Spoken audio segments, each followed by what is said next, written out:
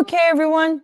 Um, I know it's only five after, but I there's lots of announcements I want to cover before we really get started, and I want to make sure I get some stuff on the recording as well. So, today, first off, you're all humbly invited to the Bad Guys 2 in N201 tonight at 6:30. The DMA Student Association got us some popcorn and drinks and stuff. And we'll be hanging out here just watching some movies and vibing and making friends. So if that sounds like something you want to do, and what? Oh, and pizza. I'm so sorry. I forgot the pizza. How can I forget the pizza? So if you want a free meal with a side of friendship, come join us at 201. Ooh, pizza. Yeah, no pressure. Yeah, I don't know if you're like stressed about homework or something, but there are plugins there if you want to like have your lappy toppies and just hang out with people that you know are like the best. Come hang out with us. Yeah. So N201 is just down the hall right here. Next up, we're coming up on the final. My goodness, we're excited about the final. Yay! Some of us are really stressed about the final. Um, I want to first cover a few things that I feel are important that I want to like get before you have to leave specifically maybe. Ooh, I'll talk about the extra credit opportunity afterwards. So don't worry, there's goodies. Now, uh let's see. Portfolio hierarchy of needs. This is what I'm looking for. This little thing I developed. Let's open that up. Have any of you guys heard of Maslow's hierarchy of needs? Has anybody heard of this? Yeah. Yeah, it's kind of a thing in psychology, and I'm not teaching you psychology. I mean, I guess technically I am by just showing you this thing. Um, but when I first learned about this when I was a wee lass, I think there's something about it that kind of changed my life a little bit because I don't know about you, but I'm comparing myself to people all the time in like every way. Are they taller or shorter than me? Are they cuter than me? Are they smarter than me? Are they more talented than me? Are they have more money than me? How come they're happier than me? How they seem calm? Right? Like a lot of just the way we compare ourselves to other people, it shows us a little bit about what we value. But what I saw when this was first described to me, which was funny because I think it was in a game design like situation that I came across this, was that we're all like giant icebergs and we only see the tip in most people. And this to me, even visually, kind of feels that way, right? So, like how it works for those of you that have never heard about this before, and for those of you that have, I'm sorry if this is redundant, but the very first and most important need that we all have is like air, food, water, right? Because if those needs aren't met, you can't really worry too much about the next level, which in this case is safety, like security, employment.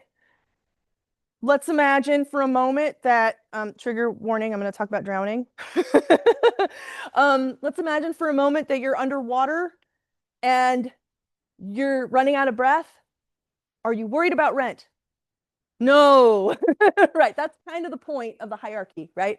First needs need to be resolved before the next one go up. And so when you're down here, maybe worried about employment or resources or access to something, or your job, paying rent. It's a little harder to make friends and reach out to connection in this other like more intimate need that we have. If you're struggling with family bonding, it's kind of hard to worry about your self-esteem and your self-respect and these kind of high level things. But what's so interesting is like the self-actualization stuff, the desire to become the most of what we can be. That's the stuff that gets the clicks. That's the stuff the algorithm pushes. That's the stuff that we compare ourselves to most of the time. Are these like top tier comparisons in this hierarchy of needs? So when somebody's showing kick-ass, quote unquote, I say that quote unquote because a lot of that's performative. But when somebody's showing a certain side of themselves, you don't know what other things have been resolved for them or how. It's going to be a lot easier to somebody be born into some resources to worry about that stuff than, say, most of our working class colleagues, right? So this helped me not compare quite unilaterally or like one-dimensionally myself to people in a way. I mean, I would recommend you don't compare yourself to people, but I think it's a tendency where you do it anyway. And I don't want to sound like I know what I'm talking about. Like I've mastered the art of not comparing myself to people because I'm actually going to ask you to look at portfolios today. Um, have you guys looked at some portfolios in the fields that you're interested in? How does that feel? Awful. Yeah, I know. I know. It's not going to be long before you're going to be making somebody else feel awful.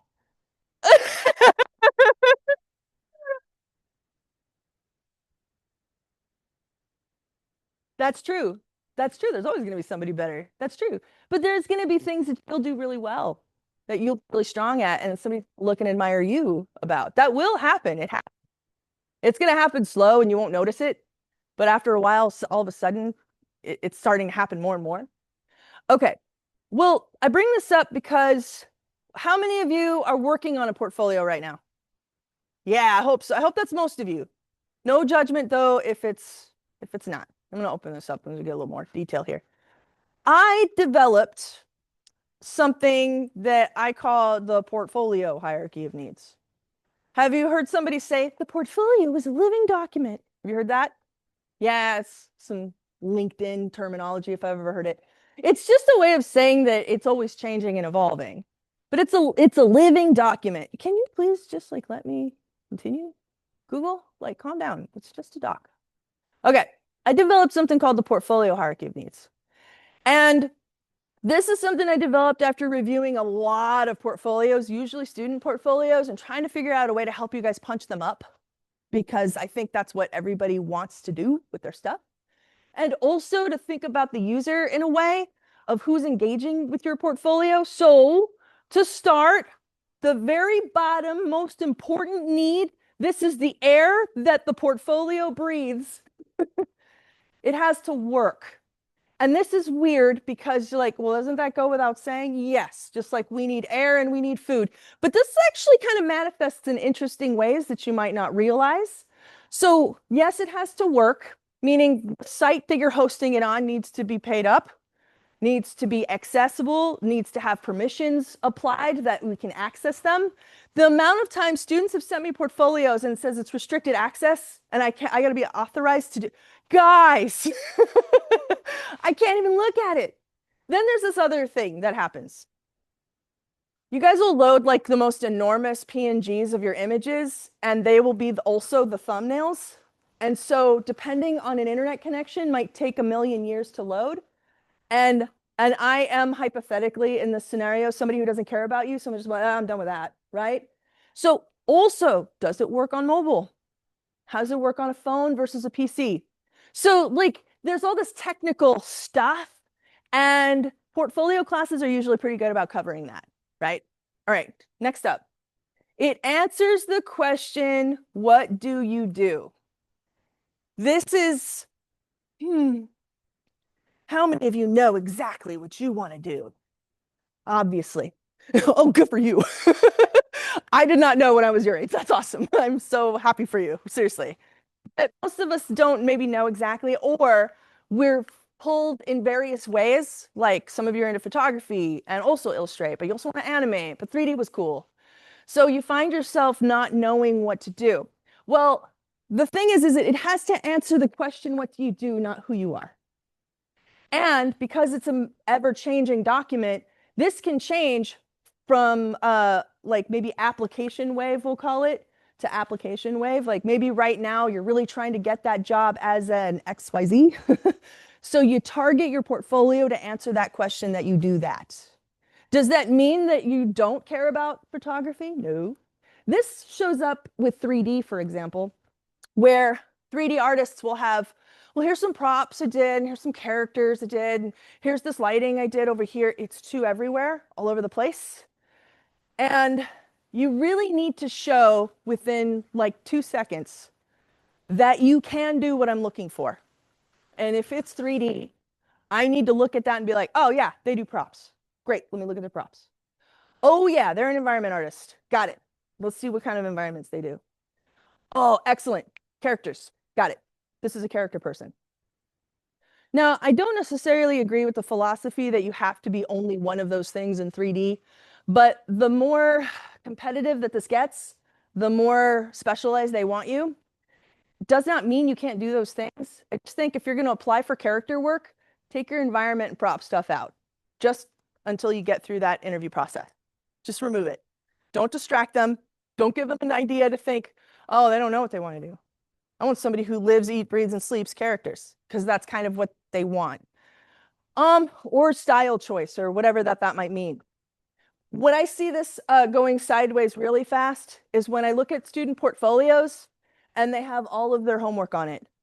They'll have a Bender model, they'll have a game controller, they'll have a Cheetos commercial edit, they'll have some UI wireframes on it, they'll have their game prototype. Oh dear, oh dear. No job in the world that does those things.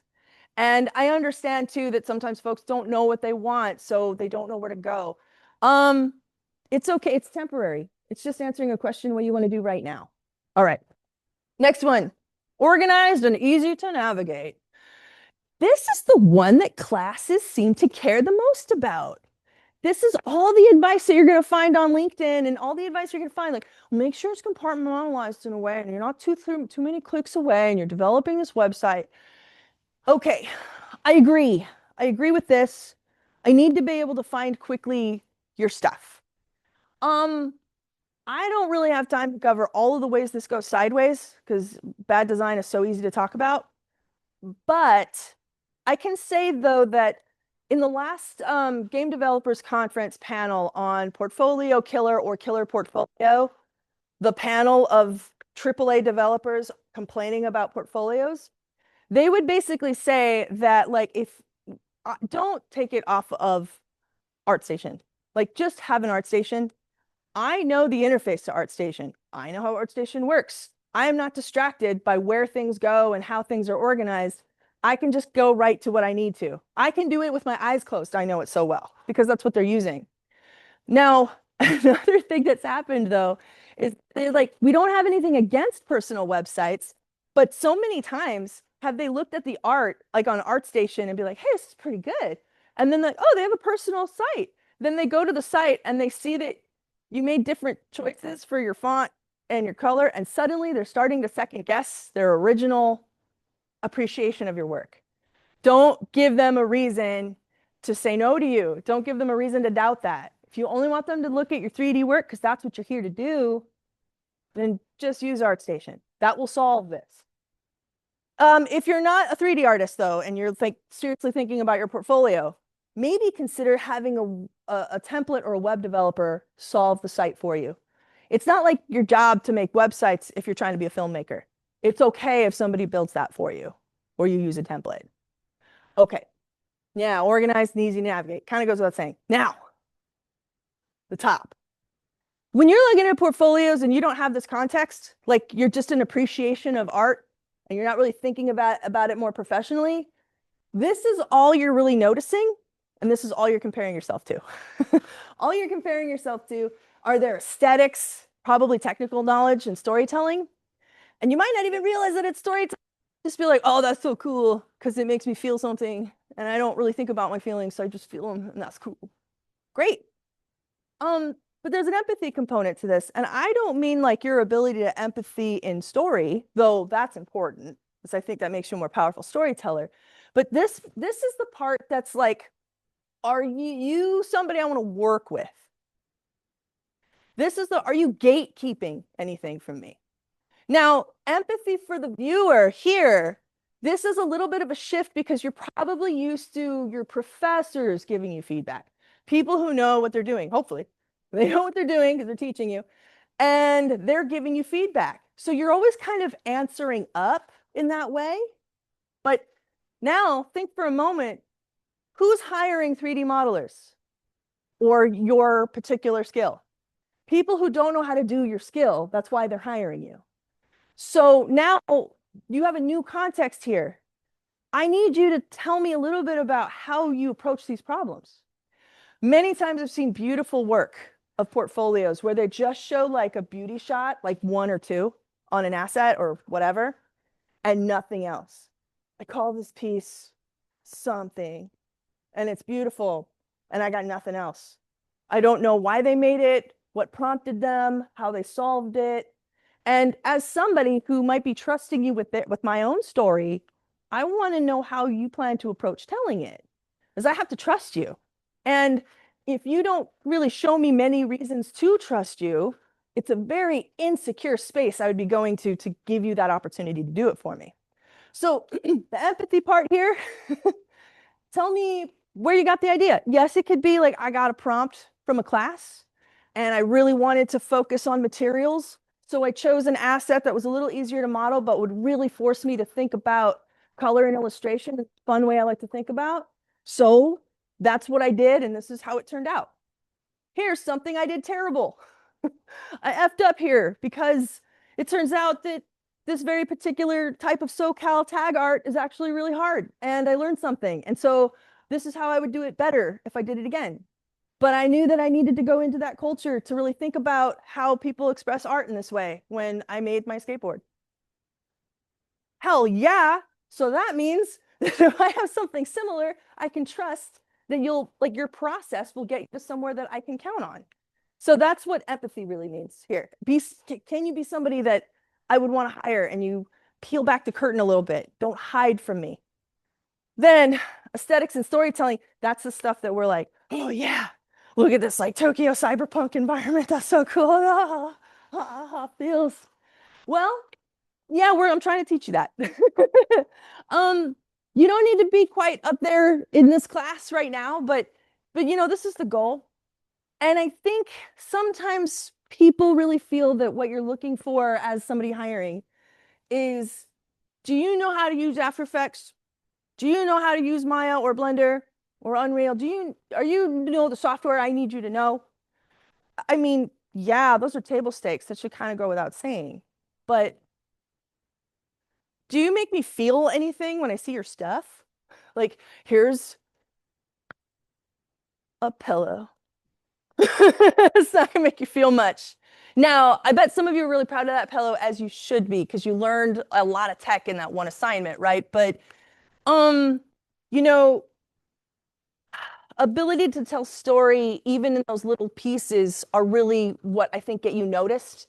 That's the kind of magic sauce between somebody who's just studying the tech and studying how to do something to what they do with it. It's just the next level of problem solving that we're doing. So, if I were to zoom out here a little bit, not addressing these three down here are reasons why you won't be given a chance. You'll be told no. The reasons up here, these are why you'll be hired. These are why you'll be hired. Notice that none of it was like, did you list the right software? Well, that is actually more like easy to navigate and organize. Do you know software? If you can learn one, I believe you can learn any. So I'm usually willing to give people a chance if like, well, I don't know Maya, but I know a lot of Blender. Cool. You can figure it out. Don't be too attached to any single software though, regardless, because it changes so often and you're often forced to use whatever they provide you, depending. So you have to be able to be flexible. And hopefully if you learn anything from the software that we teach you, is that you can learn software. You can learn it, even if you don't want to. You can, and you do. Okay. Anyway, I just wanted to make sure I got that before you had to go. So today, please turn off your Maya if you have it open right now. You're welcome. Yes, please do, so that I don't forget. Yeah. You bet.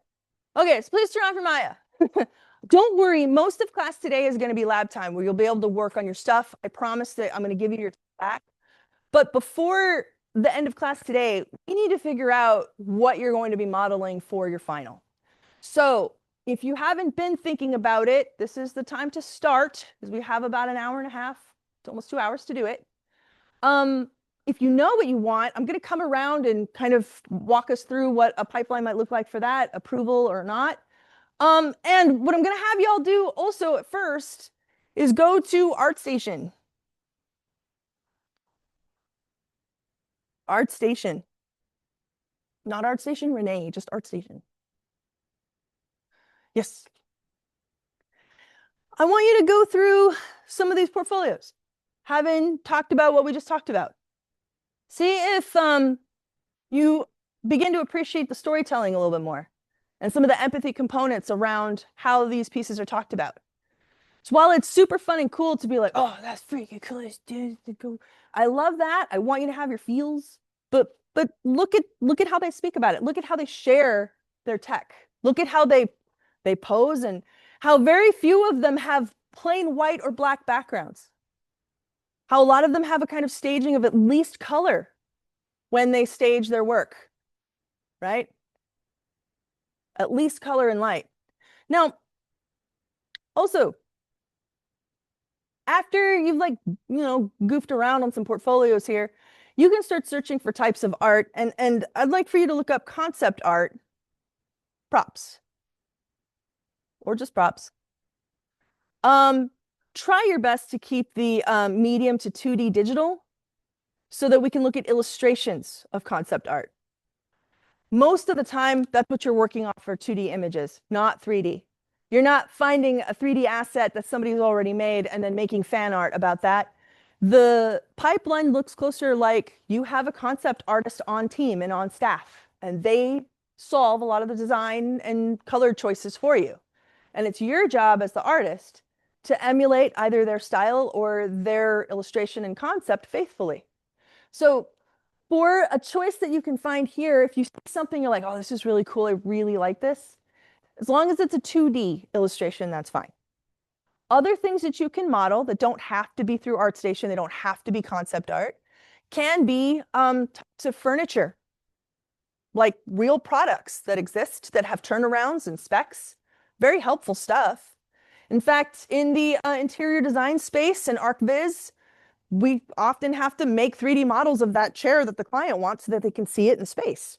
They can see those products that they're purchasing, right? And then, interior design shops that sell the furniture don't have 3D models of their stuff. That would be you, the graphics artist on the architectural team, to develop that for the client. Very real stuff. Okay, can the prop that I make be something that's real and important to me? Yeah, I actually love that too. I've seen pieces of jewelry that were handed down from their grandparents to my very favorite toy to it's just something personal. That's all okay.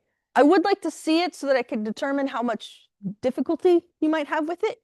But okay, so for the next, let's say like 15 minutes, I'll check in 15 minutes. I would like for you to peruse and think about what you want to model pretty explicitly. When you get back, I'm going to have a discussion post up for you to share with me what you want to model. Okay? All right. Okay. Let's do 15 and then I'll check in. I'll record this in case you want to look at it later. Okay. So the style here, this is unlit too, by the way. I don't believe that they've got like a lighting effect happening here. They're creating all of the lighting in the painting. It's very illustrative, which you'd probably do there too. This one's also doing it. See how there's like a line around it, a black one? Okay. So I'm gonna make like a real weird shape for just a moment. I don't know. Sure. And then, and then, cool. Oh, um, I'm trying to make something weird enough that it would actually be kind of hard to do.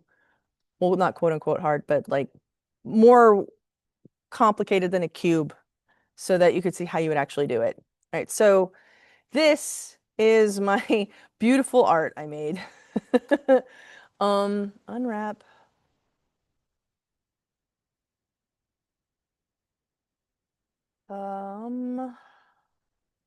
UV unwrap. I'm gonna just do a quick automatic so that we can do this quickly. And now I'm gonna duplicate it. This is gonna be the outside. Now I'm gonna select all these verts. If I double click the move tool, I get these settings where I can tell it how I want it to move. I want to push it out on the normal. Very important that I move out on the normal and not just scale it out because it'll scale out everywhere and you sometimes overlap itself, when you do that. So I'm going to just push that out a little bit. Whoop. And now I've got an outside and an inside. And the outside, we can mesh display, reverse, and now it's facing in. So cube, we'll do inside, outside. Yeah, yeah. Okay. Export, selection. Oh, just kidding. I need to unwrap the outside too. These guys, I'm actually going to scale down because it's going to be a flat color. I don't really need it to be good. You.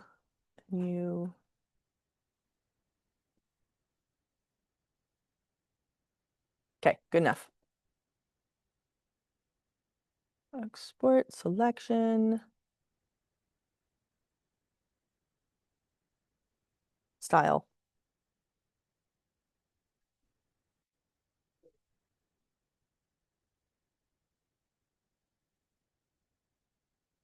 Okay, this is going to look really weird. Okay, I have an inside and an outside. So I'm going to paint the inside really quick, just a color that will be, I guess, interesting enough. Let's do pink, whatever. And why don't I just do this?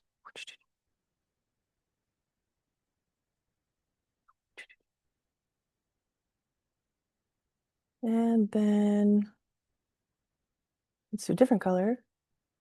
It's a different color. Darker color? Sure. Right?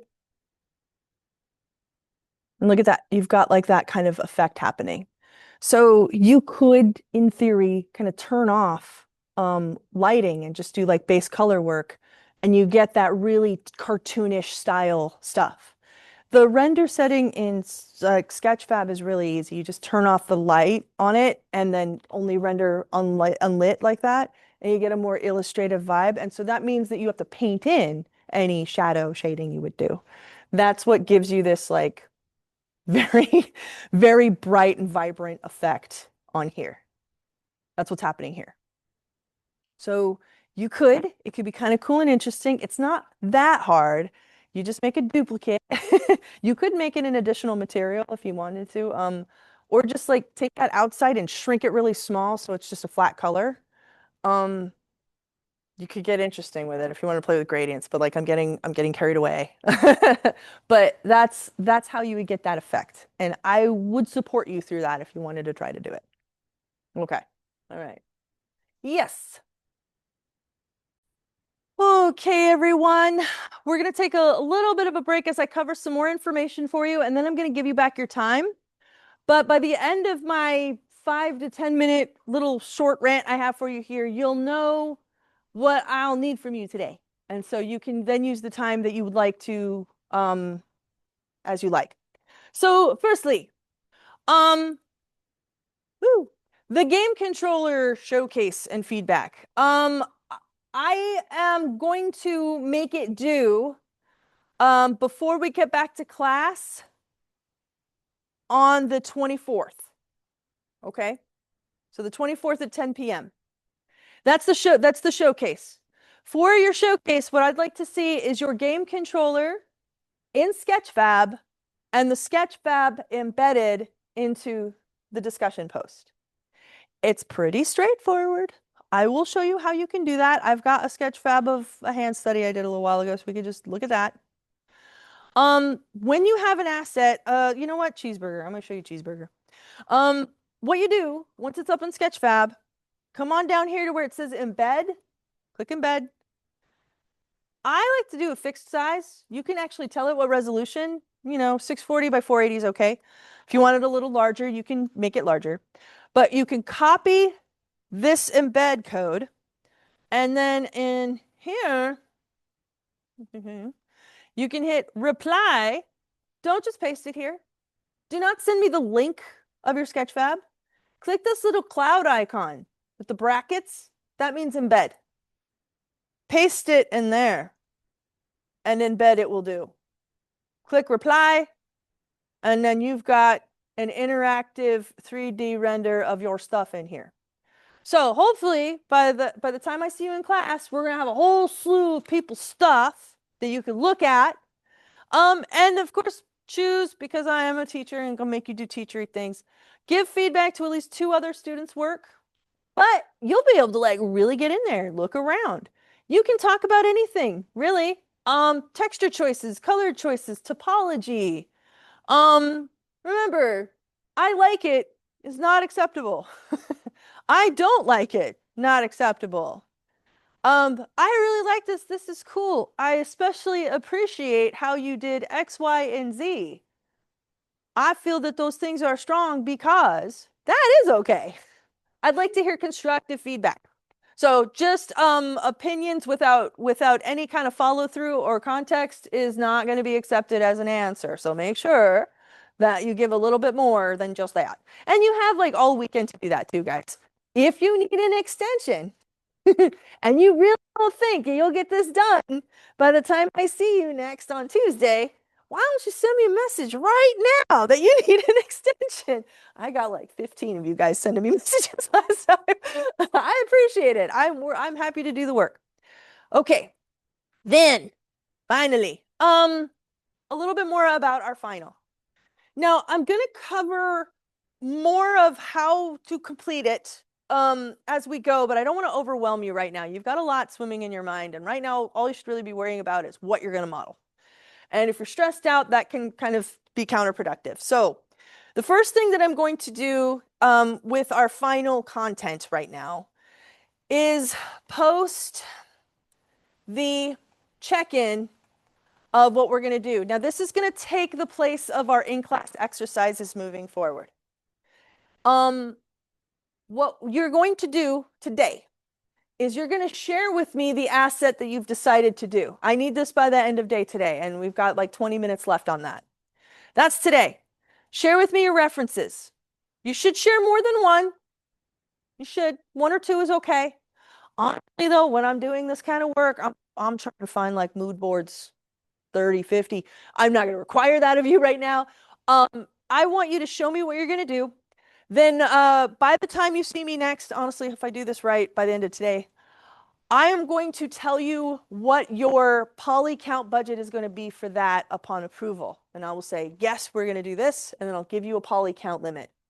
Now, moving forward, though, and I'll remind you on Tuesday, I will be asking for progress on these assets as you go. And you're not just going to reply like you've been. You're going to reply to your own post. Now, eventually, for your submission, it will be just like previous asset submissions and a portfolio post. In your portfolio post, you will be tasked with talking about process. And many people are not great about tracking progress and process, where, this is me at early stages and as I went and how I developed it. So you should have, if you follow along with me, a little library progress shots that can help you talk about your process when you do your portfolio post. That's why we're doing it. Now, just for today and every day, I do have like a goal of what we're trying to accomplish. You won't be in trouble if you're not at that goal. It's just more of a milestone trying to help you out. But whatever you have on that day is what you'll give me.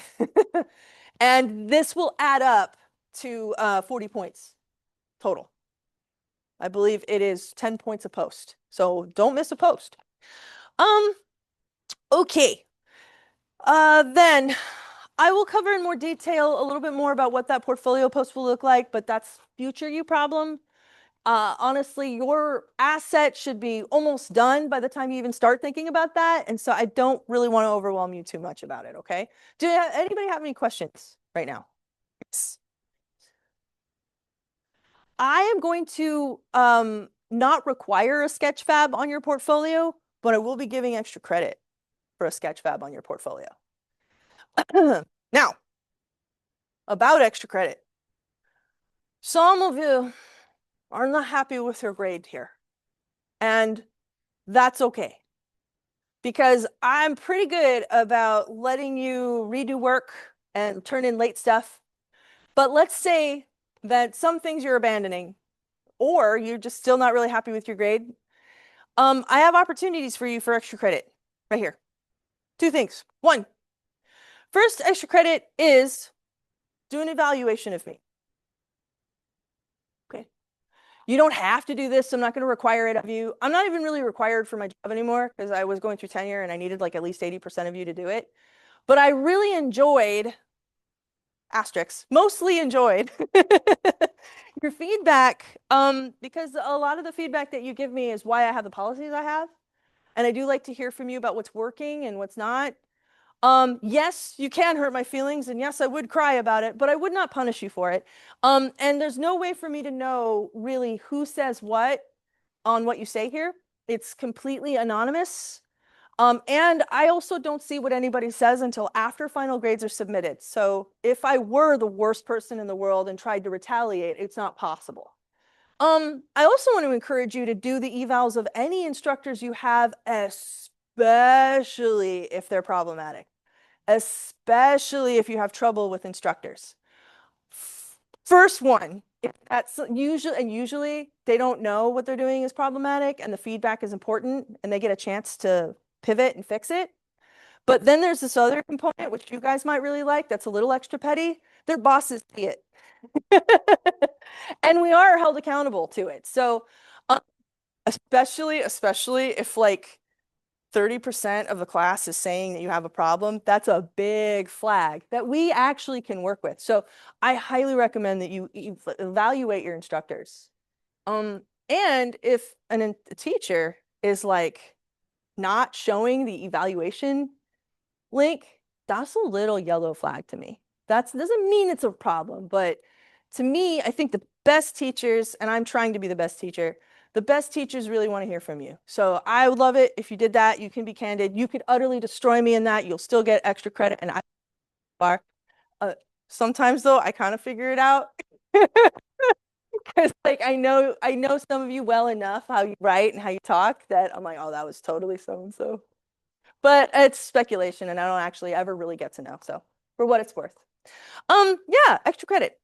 There was an assignment that I had hoped to cover with you guys, but we never got to it, so I'm not requiring it. However, what it is a kind of organic retopology process that I like to make aware of some of you to know about how to do, because I'm looking at a little bit more organic form, and we haven't really covered how to tackle that. So when we get back on Tuesday, I'm going to do like a 10-minute demo on that with assets to do the exercise. And if you find yourself with the time and the headspace to do it, you could do it and make like up to 15 to 20 points of extra credit doing practically a whole assignment. Yes. Yes. Oh, you were just stretching. You're stretching. Okay, fine. Stretching is encouraged. It's a new tool. I'll show you how it works, but it's only going to be like a 10 or 15-minute demo. I'm not going to take too much of your lab time, and you're not going to be required to follow along or anything. It's extra credit. But I want to let you know that those opportunities are here in case you want to take a look at it. Okay. Okay. All right. Anybody have any questions? All right. That's all you got to worry about. The rest of the time is yours. Once you've posted to me what you're going to be making, we're going to lock in and commit to those things. You're free to go. Okay. All right. Thank you so much for your time. Appreciate you. Okay. I'm coming, love.